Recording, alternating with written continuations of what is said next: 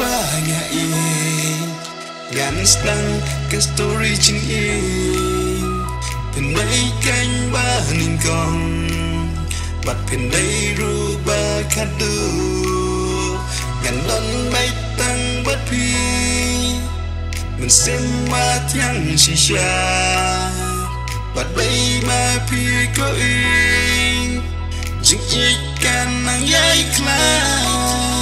độ nút tháp bộ trong ngà já cả sa cả đón nhà phi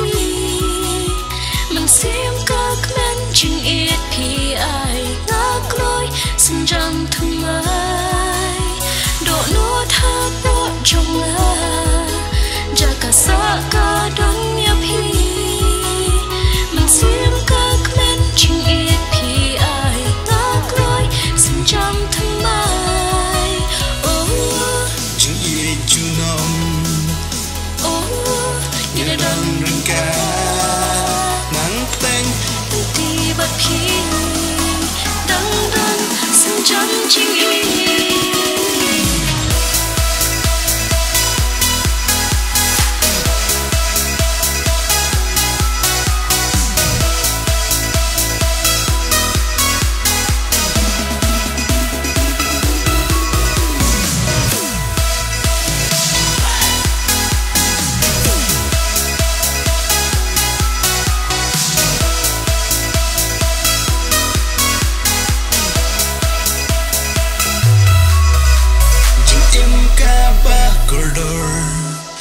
ngàn ai đi lút ya la đi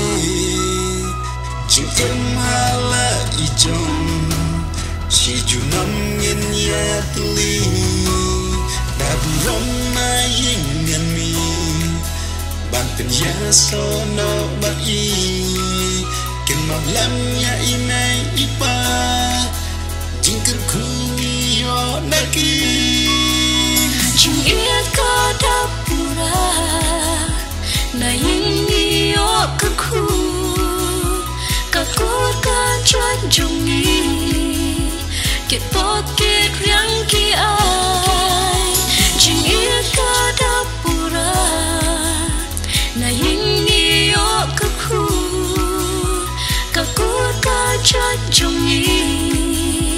kết bot kết riang ki ai oh ching ít chuno Hãy subscribe cho kênh